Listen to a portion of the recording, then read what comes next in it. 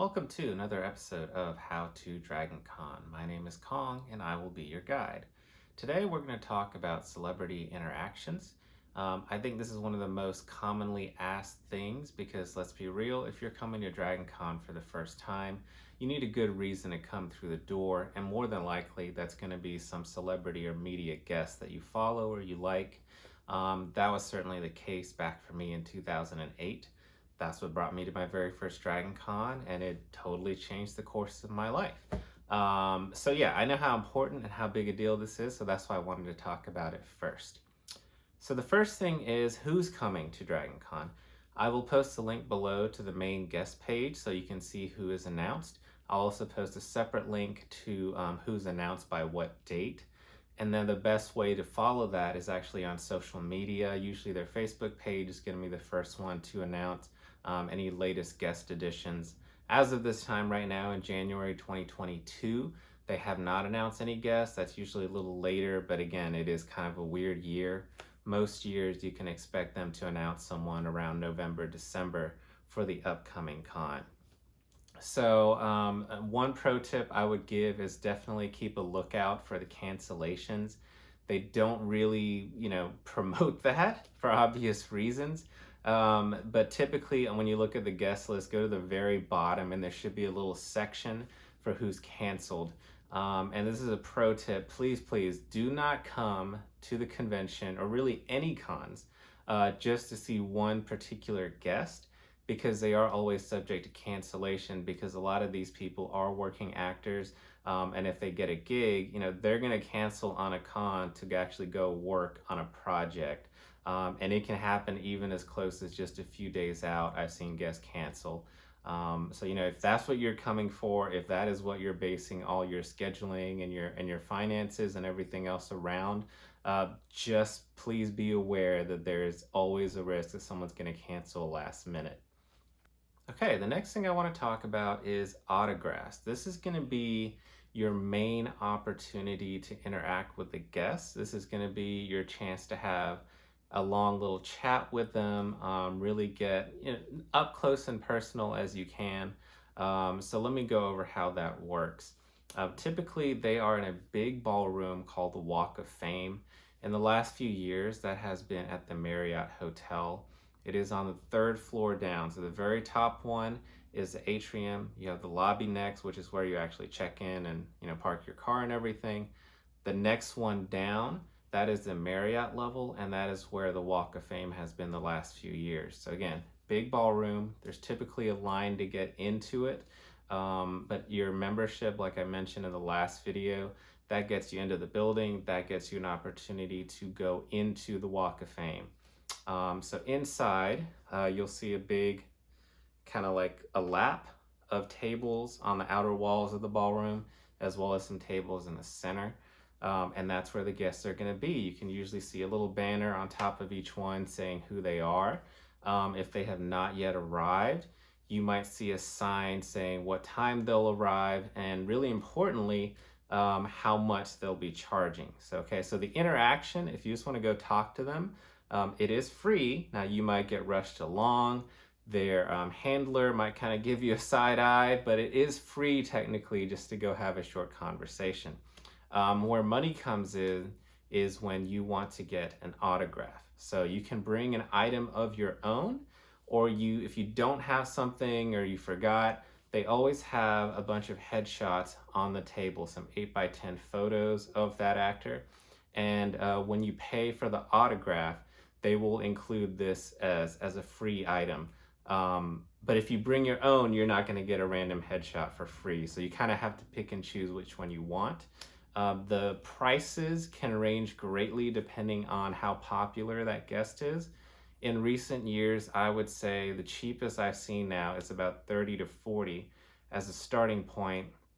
And certainly it can go up to like $80 or $100 for some of the really popular guests. So that's something to be aware of. One other thing that they do at the table is some celebrities will allow a selfie with your camera or your phone. Of course, this also costs money, typically in line with what the autograph costs. But I would encourage you to go look at their table first and see if they allow this, because it's just a more personable experience. It's already saved on your camera. And typically it's going to be cheaper than the next thing I talk about, which is a professional photo ops. Another pro tip I would give is try to do this on Friday, which is the first day that the Walk of Fame is open. Typically it opens from 1 until 7 o'clock. On Saturday and Sunday, it opens sooner, usually at 10 a.m. and goes until 7 o'clock. But like I said, try to go on Friday, scope out everything. Even if you don't actually go up to the table, at least maybe peek at some of the signs and the prices, see who all is there, just kind of get a feel for it and make a note of it. Because it does get a lot busier on Saturday. Some guests may only be there for 1 or 2 days, or I've had some examples where the guests leave mid-con, something might come up. So again, try to do it early on. That's something that I would certainly advise you to do. All right, so again, that's the Walk of Fame. The next thing that's separate is the photo op, which is really a professional photo op. So I'll post a link below to the service that DragonCon's been using the last few years. It's Epic Photo Ops, pretty simple enough. You can go look on their site to get an idea of what the photos look like. I also have 2 examples myself. First one from quite a while ago with me and the man Stan Lee, rest in peace, sir. And then another one, a little more recently. This was actually at a different con, but same concept. Right there, that's with Theo Rossi from Netflix's Luke Cage. And you can make it fun, but I'll talk about that in a little bit. So Epic Photo Ops, right? This is usually done in the very most bottom floor of the Marriott, which is called the international level. It actually leads right onto the street in the back. And there'll be big signs telling you, hey, this is where you enter. You can buy the photo op in advance online, typically available a few weeks before the con.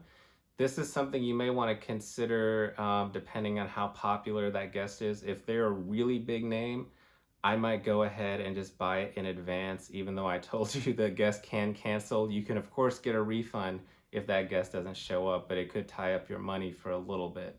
So if they're really popular, go ahead and get it in advance so you make sure that you have something in hand and you can plan for it.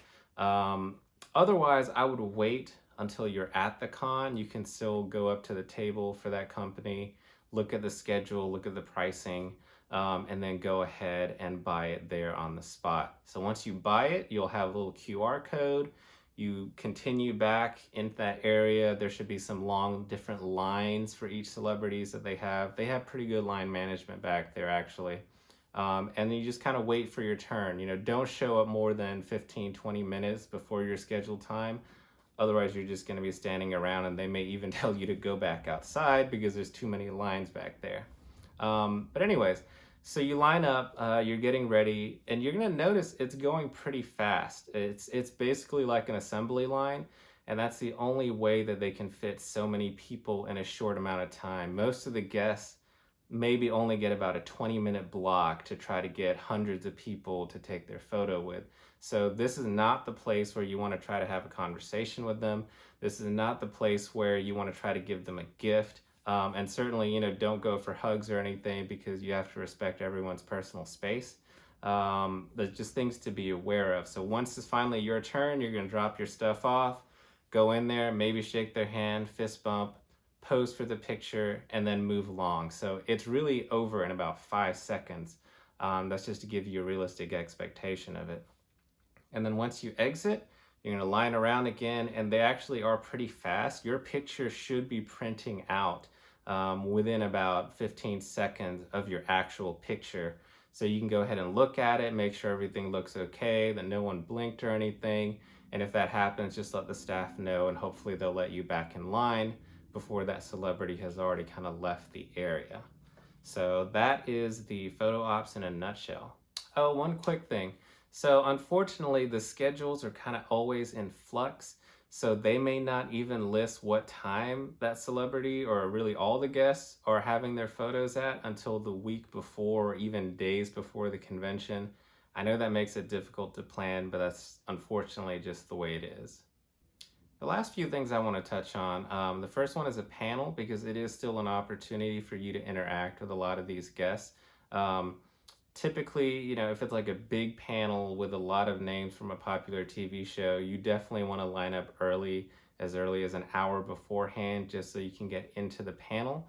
Once you're there, it's going to kind of be up to whoever's moderating it to see how it goes. Sometimes they will lead the entire discussion.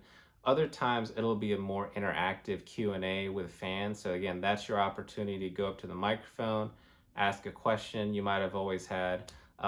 Please don't try to be weird or creepy or cringy with the questions. Again, these are people, and please respect, their decency and whatever else before you ask them something really embarrassing that you shouldn't be.